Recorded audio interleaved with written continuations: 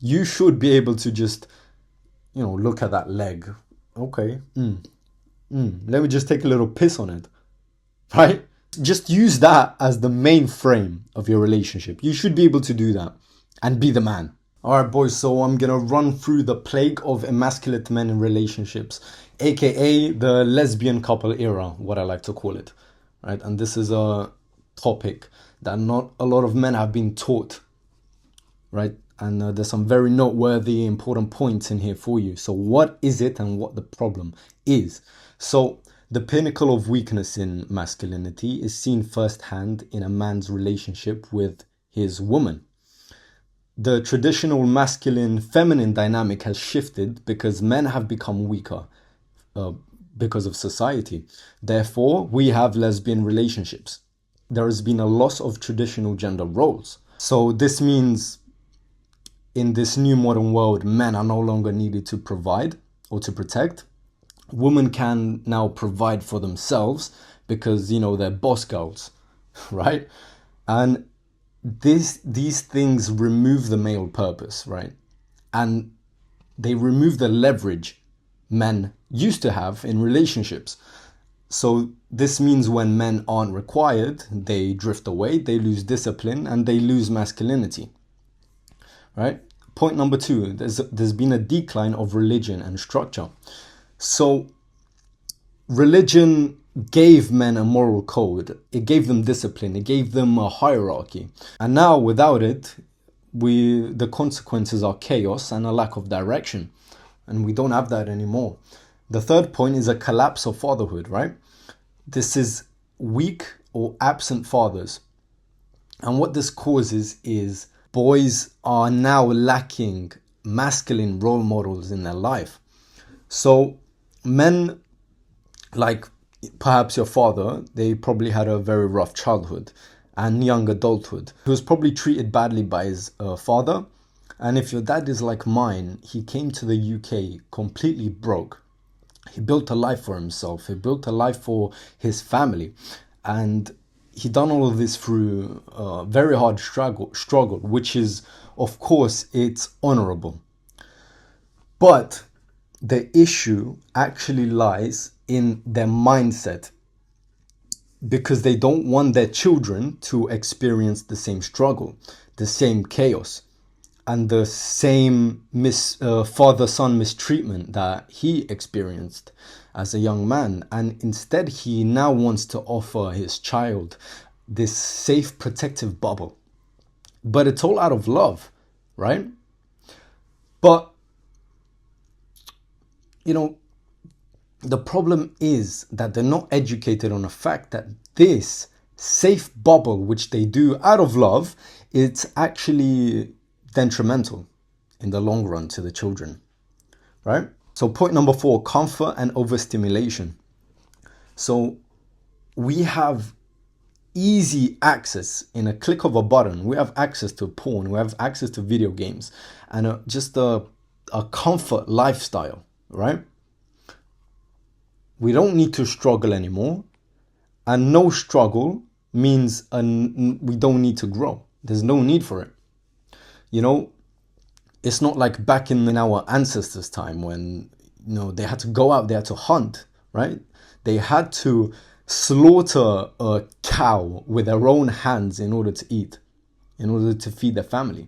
We don't have this type of struggle anymore. You walk 2 minutes to your local Tesco and you have everything you need. Right? There's no struggle. So in a nutshell, men have become weaker when external pressure disappeared, right? And their internal discipline isn't developed enough to replace that external pressure. And as I noted here, I'm not blaming this on women, but it is the man's fault for not building internal discipline and instead allowed weakness to creep in. All right. Why is it bad and why it's damaging to society? So young children and young men have no real role model to look up to anymore, which I touched upon on the last slide. So, men like a castrated dog on a leash, they're asking. You now see men asking their woman for permission to go out and have a night out with their boys, or the woman is the one that's deciding when they leave an event they attended, right? Or for example, let's say your family visited their family friends, right? The woman is the one dragging the man home, right? She's making the decisions. She is the decider, right? Or you have women talking in very nasty ways to the man, and again, like a castrated dog that he is, he just complies. He listens to this woman. The funny part on this is that the moment the man tries to mirror his woman's behavior, right? The moment he tries to make that switch in dynamic, the woman gets all offended. She gets triggered. Because no, that's wrong. A man should listen to me. So there's that double standard over there. And again, the man will end up apologizing for making her feel wronged, which is crazy. Okay, number 2, they grow with the belief that the man must obey the woman. Happy wife, happy life, right? This is what young men are being taught by their fathers. So maybe right now you're head over heels in love with a woman, right? And being brought up with the wrong values and with the wrong principles, you will think she's the one, that's it. You're ready to settle down at the age of 18 with a total experience of 2 women in your life. So what do? You ignore all of her flaws. You allow her to break your boundaries. You fail all of her tests, right? Because she will test your balls, test your masculinity. You will fail these tests. You self-sabotage your own goals to make her happy. So for example, a lot of men just stop going to the gym.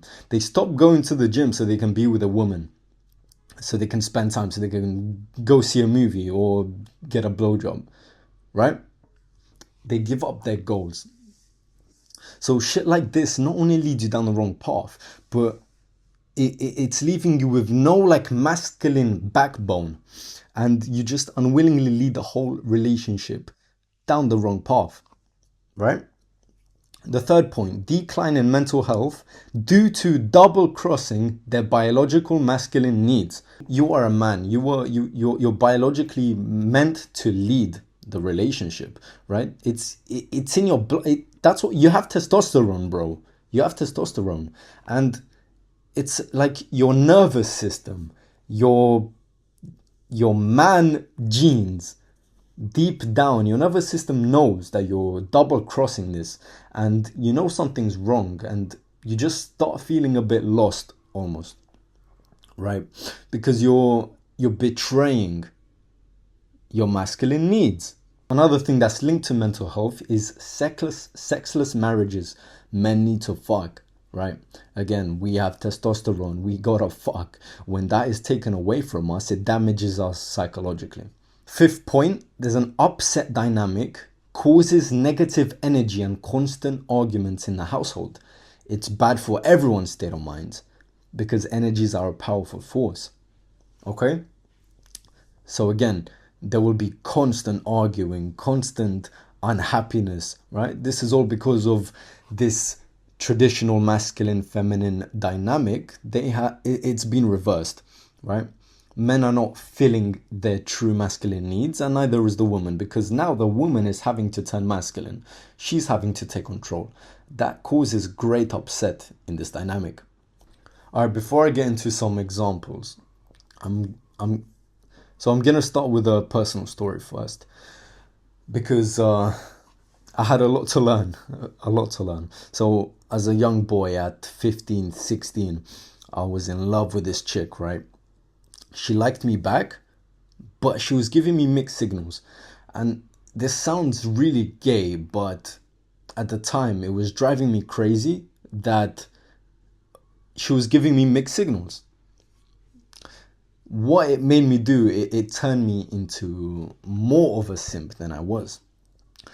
So for example, she she was always texting me about she wanted to smoke weed with me. She wanted the because her ex was older than her, and he was like this gangster, like roadman. I don't know exactly, but one of those. And he was smoking weed on a regular basis. And when she was telling me that she wanted to do it with me, and bear in mind at the time, I was completely 100% against cigarettes, let alone weed. And I was prepared and happy to just throw that all away just so I can make this girl happy, just so I can make her like me, right? And I'll go ahead and smoke weed with her. Okay? So that's like one of the first examples where I had no masculine backbone. And later on, it turned from mixed signals to mainly negative signals. And little Stefan being, I don't know, running a movie in his head, he thought, well, I thought I was in some like notebook romance movie, right? And then towards of this relationship, actually I don't even know what to call it, really. It wasn't a relationship because I was too afraid to kiss her. The most I've done is squeeze her ass. That was about it. But towards the end of this relationship, I started texting her shit like, do you even care? Do you even care about me? Or you're literally playing with my feelings. You're playing with my head. You're playing games. What's with the mixed signals, right? So complete bullshit. And this wasn't the only woman that I was super simp with, right? But a few others thereafter this relationship, probably between the time span of 15 to 19 years old, right? So I was really shit with women, like extremely shit. Probably the biggest simp you would have ever met, literally, right? So just imagine there was this chick and we were in a talking phase. This was when I was 18, right? She went on a night out because she used to party every weekend, and she was with her friends and she wasn't replying to my messages, right? She was posting on Instagram but not replying to my messages, and I couldn't go to sleep. I couldn't sleep because I was just there in my bed in the dark, swiping up to refresh the chats. Oh, did she reply? And when she replying, no, I looked at her story. Oh, and then I started feeling so shit because why is she doing this? I thought she said she liked me, right? The next morning, right? Because I was so afraid of losing this girl that wasn't even mine. Basically, we weren't in a relationship, but I am making myself vulnerable saying this. But fuck it, it was the past, and we learn. But the next morning, I was afraid of losing her. So what did I do? I ordered flowers to her house, and I bought her favorite food, and I ordered it to her house. It was it was a crazy experience just thinking about it back now. And even when I was 19 years old, right, my ex-girlfriend, she was running some tests on me. Now looking back, I can see that there were tests. Now then I had no clue, right?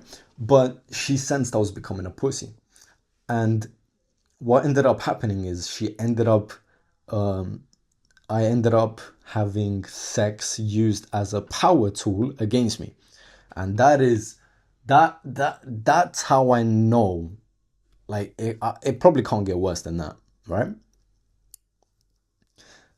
But this was until I started slowly got into like self-improvement, got tried to get my life in order, and I started surrounding myself with older men, which I learned a lot from, right?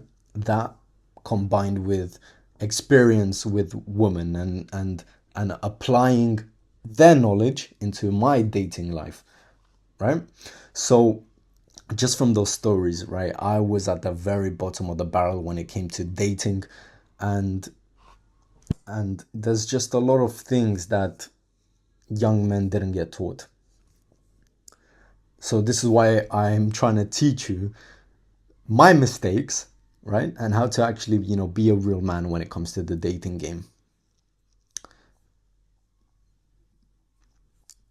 So yeah, duplicated patterns seen in relationships with the younger generation. So it's not only your father's generation, but it's been passed on to us because that's what we see in their relationships. Okay. So what you should have been taught and how to insert dominance. So the woman is gonna instinctively test his man, right? So she will run a series of tests, and these tests are gonna be continuous throughout the whole relationship. You just have to be man enough to pass every single one of them.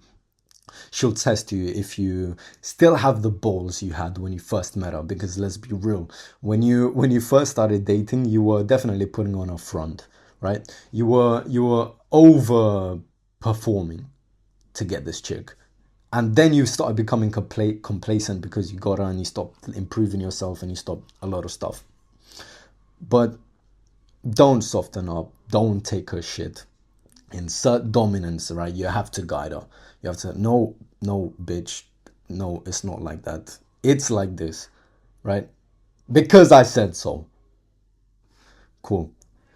It's your duty to lead the relationship. So it's your job to lead, right? You're a man, you're biologically and very naturally designed to be dominant. Some examples of leading is first ensure that your woman's values align with yours, because misalignment in values is actually what creates a loss of interest in the relationship, and it leads to breakups, it leads to divorce. So make sure her values align with yours.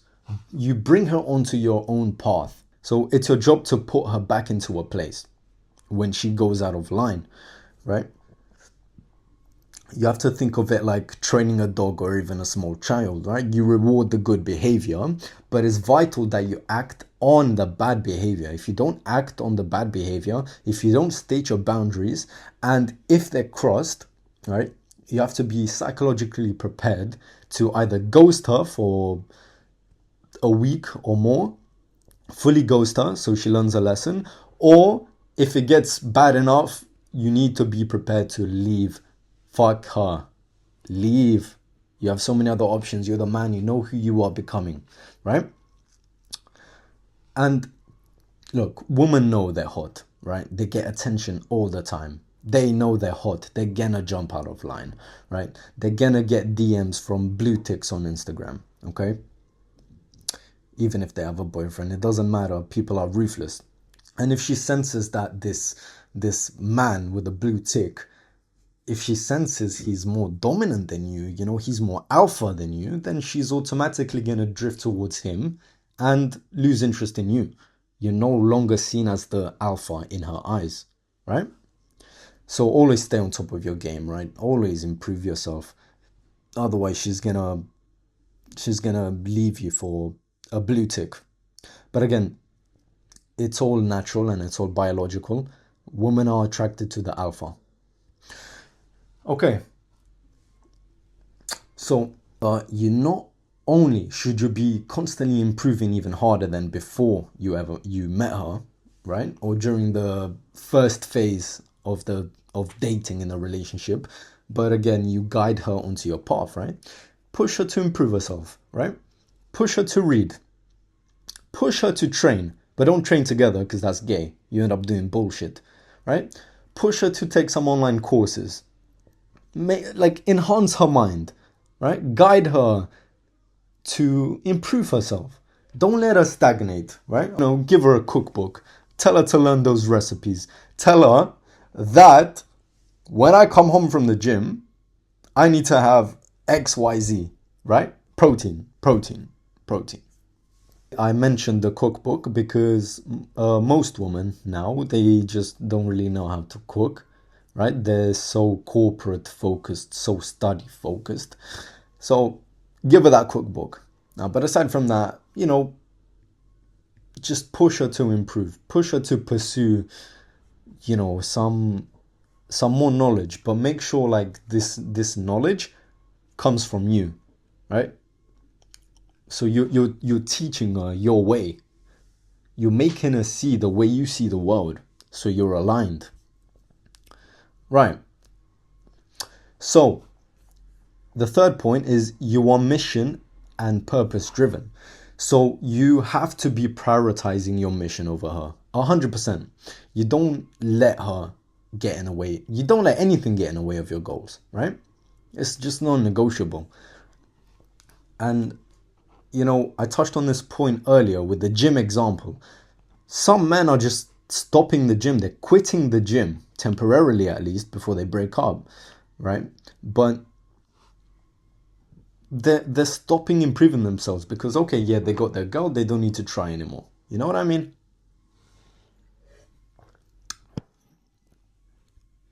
Right. Be a gentleman and you have to show it to her, okay? You want to fill her with love. You want to be a kind gentleman towards her. But keep in mind, when she does test you, you need to have the mindset, fuck that bitch, right? Because you've probably been taught by your mom or other family members, you have to listen to her, you have to make her happy, you have to say sorry even if you made a mistake, but it's all bullshit, okay? Your family unwillingly is sabotaging you if you listen to their advice, because they just look at their marriages anyways. If it's shit, you don't need to be there. Also, you have to have the mindset that even if you're head over heels in love with this woman, even if you view her as you put on a pedestal almost, she's the love of your life, you're going to marry this woman. As a man, right, and out of self-honor, you must be prepared to leave. But if you have done everything correctly, she will always see you as her home. She'll see you as her backbone, a king. And eventually she won't even give you reasons for you to ghost her. She won't give you, she won't want to risk the relationship because she respects you at a deeper level, right? That doesn't mean the test disappear, but you just keep that one in mind, right? Look, you don't want to be a coward and you want to speak the truth. Right? So if you go out with the boys, you end up going home with a woman, be honest about it, right? Of course, you don't have to mention it because you don't have to explain yourself to no one. But if she says, "Oh, I saw you were with this girl, I heard you with," yeah, babe, I was. Don't worry, I love you. Right? Be honest, because people are afraid of losing her if they're dishonest about it and if they're being cowardly about it, right? But I think there's two ways about this. You can be a grounded masculine man and resist temptation. You can stay loyal if you truly believe you will marry this chick, right? And the second way, you can still be grounded and masculine, but you just decide to fuck whoever you want, whenever you want, because it's your biological desire as a man, right? Genghis Khan, when he raided a village, he fucked everything in his way. Then, of course, it's a different time, so he probably even burst into the chicken shed, right? But I'm just saying, it's our natural desire to just want to fuck, right? Don't suppress it. But it depends on your goals anyways. Okay? So, why you can do that is because you don't get attached. You can fuck as many chicks as you want. You will not get attached. You're a man and you'll always go back to your main chick because you love her, right? You truly love her. And yeah, this depends on your goals. If you're super young, I wouldn't look for a long-term relationship, right? Focus on experience. Focus on gathering as many, experience with women as you can. That way you can tell apart which one is good and which one's bad. If you've only had a few chicks, you wouldn't actually know if she's truly wife material or if she's faking it, because every girl just puts on a front at the start of the relationship and just slowly reveals herself. But most men are weak. They notice they're slowly revealing their true self, and again they're prepared to see past all of her flaws, all of her disrespect, etc., because they don't want to lose her. But when you know you have options, when you know you have fucked 500 bitches in her past, you won't give a fuck. Plus, just to mention this, if she truly loves you and she truly respects you, she'll stay even if you've been honest about fucking other girls. And that's how you know she's the one. That's how you actually know that she's the one. Look, there are cases when a woman can be truly perfect and still leave, right? But again, it's up to you and your goals. If you've already had the necessary experience built up over the years and you know she's the one, you're certain that she's the one, perhaps you saw her reaction after the first time you slept with her, then you can, I guess you can contemplate about settling down. It's not weakness. But if not, you can just tell her, honey, I'm not going to stop sleeping with other women. I'm young. I'm the man. I'm filled with testosterone. I'm going to fuck, but I love you and I'm going to come back to you, right? I want you to stay. You can tell her that you want her to stay. If she chooses not to, you understand. And boom, move on to the next. But again, don't think of it as a weakness if you decide to settle down, if you truly think she's the one. But it's important you make that distinction. Trust your instinct, right? Be intuitive. So, final summarization, become the man. You have to become the man. You have to continuously keep growing to become a greater, a bigger, a stronger man that she continuously respects over time, right? She has to see you as the alpha among any other man she encounters, right? Train her to pop her titty on command. If she doesn't do that, those are bad signs, right? Of course, it won't work if she's on a period, but, it should work the majority of the time. That's how you know it's going good, okay? Set your boundaries, right? She's not allowed male friends. She's not allowed to go out clubbing by herself, etc. And if she crosses these boundaries, be prepared to ghost her or to leave her, okay? You have to be psychologically prepared to do these things because you're the man. And for those that say this is childish, it's not, right? You're the man. You have strong boundaries, right? You're a grounded masculine male, right? You live by certain principles. You have certain values. You either play or you get played. That's just how the game works. Because in the end, you don't want to lose your honor. You don't want to lose your balls and your masculinity. Right? That's your backbone. Your relationship should literally represent the following words, okay? You're going to shower together. When you shower together, just, you should be able to just take a little, what's that? Take a little whiz. Take a little piss on the leg, right? Be playful. You should be able to do that. Right, she'll say, oh, no, stop, hey, no, right? But she will like it. Right? She respects you. She loves you. It's playful. But if you can't do that in your relationship, if she's going to start calling you a weirdo, if she's going to start calling you a freak or whatever, but in a serious way, I have bad news for you, my friend. You should be able to just, look at that leg. Okay. Let me just take a little piss on it. Right? That's literally how you should just use that as the main frame of your relationship. You should be able to do that and be the man. But yeah, so that pretty much summarizes it. Take some notes and don't make the same mistakes I have. See you.